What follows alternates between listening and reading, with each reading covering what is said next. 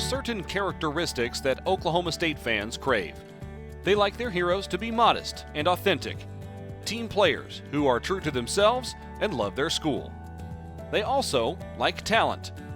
If it's football, think of Barry Sanders setting 37 NCAA records and then quietly tossing the ball to the official after every touchdown. If it's golf, think of 2023 OSU Hall of Honor inductee Rickie Fowler.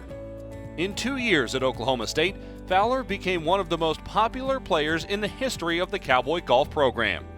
He was modest, he was authentic, and he was talented. You know, Rickie's super humble. The whole world's gotten to see that, and he was all about the team. He was all about trying to help guys get better. One thing he has, he's got one of the greatest attitudes for playing competitive golf I've ever seen. And what I mean by that is he does a lot of bad things. He can make a triple bogey with the best of them. He can make 5 birdies in a row with the best of them. But the idea is he just keeps always moving forward. It feels like you always think something good is about to happen when Rickie's playing. With Rickie anchoring the Cowboy lineup, something good usually did happen. He was a 2-time first-team All-American. He won the Phil Mickelson Award as the nation's top freshman in 2008, and in that same year became the first freshman ever to win the Ben Hogan Award as the nation's top collegiate golfer. Over his 2 seasons, the Cowboys won 8 tournament titles, including 2 Big 12 championships, and finished 2009 as the nation's top-ranked team, helping solidify Rickie Fowler as one of the all-time great Cowboys. You have to look at guys like Scott Verplank and Lindy Miller, who completely dominated while they were in college. Rickie wasn't there as long. He wasn't there for 4 years like they were. But every single week Rickie played, he was in the hunt. So he's what you call an eraser. You know, the kid over here might shoot 75, but that 68 erases the 75. You know, he was really, really good that way. So he was in contention all the time. Fowler's skills were heavily sought after in team play. He was a member of the U.S. Walker Cup team twice and U.S. Palmer Cup team as an amateur. As a professional, he has been a part of the President's Cup team 3 times and multiple U.S. Ryder Cup teams. He also represented the United States in the Olympics and in World Cup play. He loved to play golf, didn't matter what the weather was like. He wasn't really a range rat. He knew how to fix his golf swing and get the ball back to doing what he wanted it to do, but he loved to play. So great at encouraging the other guys to go out, and I mean, obviously he's highly skilled and was really, really, really good. All about the team and all about helping his teammates get better.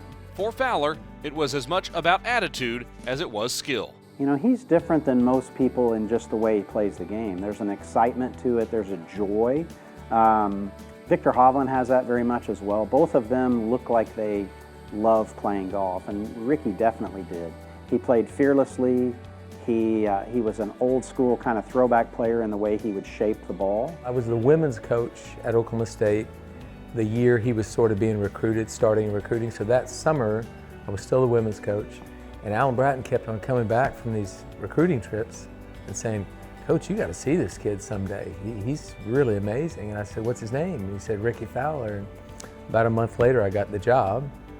And Alan came into my office and said, "Coach, have you got your trip to California planned yet or not?" And I said, "Why am I going to California?" He said, "You got to go see Rickie." And so spent a couple of days preparing a trip out there, and that was a very, very important trip in my career, and I think for Oklahoma State golf, because you knew when you started talking to people, you knew you wanted Rickie Fowler on your team. The 2 seasons that Rickie Fowler was a Cowboy has led to a lifetime of Rickie Fowler being a Cowboy.